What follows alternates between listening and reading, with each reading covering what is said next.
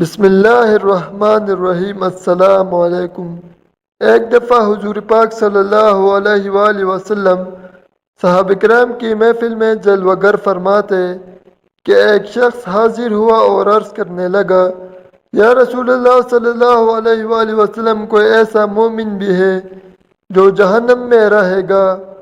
حضور پاک صلی اللہ علیہ وآلہ وسلم فرمانے لگے، ہاں، ایک شخص ایسا ہوگا جو جہنم کی گہرائی میں 1000 سال رہے گا اور مسلسل اونچی آواز سے پکارتا رہے گا، یا حنان یا منان۔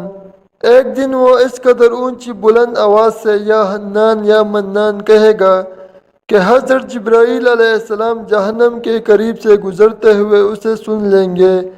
حضرت جبرائیل علیہ السلام حیران ہوں گے کہ یہ کیسی عجیب بات ہے کہ کوئی مسلسل یا حنان یا منان پکار رہا ہے۔ حضرت جبرائیل علیہ السلام اللہ کے عرش کے سامنے حاضر ہوں گے اور سر سجدے میں رکھ کر خدا کی تسبیح بیان کریں گے۔ اللہ فرمائے گا، اے جبریل سر اٹھاؤ۔ جیسے ہی حضرت جبرائیل علیہ السلام سر اٹھائیں گے تو اللہ پاک فرمائے گا کہ بتاؤ جبرائیل، کیا عجیب دیکھا آج تم نے؟ حضرت جبرائیل علیہ السلام عرض کریں گے، اے ہمارے رب، میں نے جہنم سے آتی ہوئی ایک آواز سنی ہے جو کہ گہرے گڑھے سے لگ رہی تھی۔ کوئی پکار رہا تھا، یا حنان یا منان۔ اللہ پاک فرمائے گا، اے جبرائیل، جہنم کے دروازہ مالک کے پاس جاؤ اور اسے کہو کہ جو بندہ یا حنان یا منان کی صدا لگا رہا ہے اسے جہنم سے نکال کر تمہارے حوالے کر دے اور پھر اسے میرے پاس لے آؤ۔ حضرت جبرائیل علیہ السلام جہنم کے دروازے پر تشریف لے جائیں گے، دروازے پر دستک دیں گے، حضرت مالک باہر آئیں گے۔ حضرت جبرائیل علیہ السلام انہیں اللہ پاک کا حکم سنائیں گے۔ حکم سن کر حضرت مالک علیہ السلام جہنم کے اندر جائیں گے۔ ہمارے پیارے آقا صلی اللہ علیہ وآلہ وسلم نے فرمایا، جیسے ماں اپنے بچوں کو پہچانتی ہے، حضرت مالک ایسے جہنم کو پہچانتے ہیں۔ اس کے باوجود آپ یا حنان یا منان کہنے والے شخص کو تلاش نہیں کر پائیں گے۔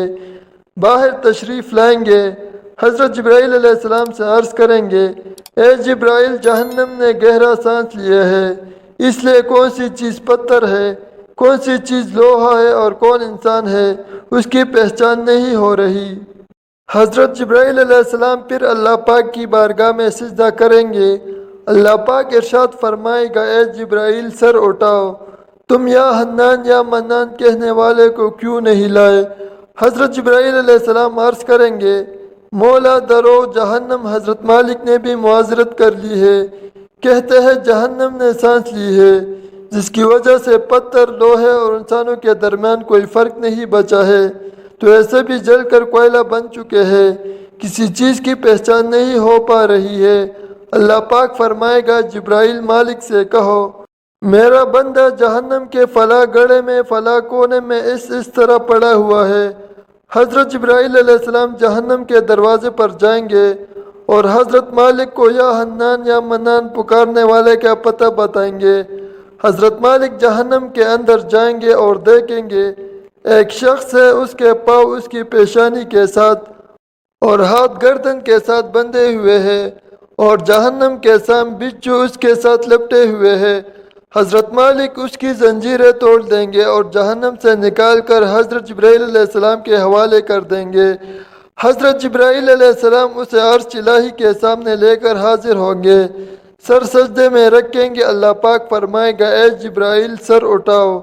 حضرت جبرائیل علیہ السلام سر اٹھائیں گے۔ اب اللہ پاک اس بندے سے فرمائے گا، اے بندے، کیا میں نے تیری بہترین تخلیق نہیں کی تھی؟ کیا میں نے تیری طرف رسول نہیں بھیجے تھے؟ کیا ان رسولوں نے تمہیں میری کتاب نہیں سنائی تھی؟ کیا میرے رسولوں نے تجھے نیکی کا حکم نہیں دیا تھا، تجھے برائی سے منع نہیں کیا تھا؟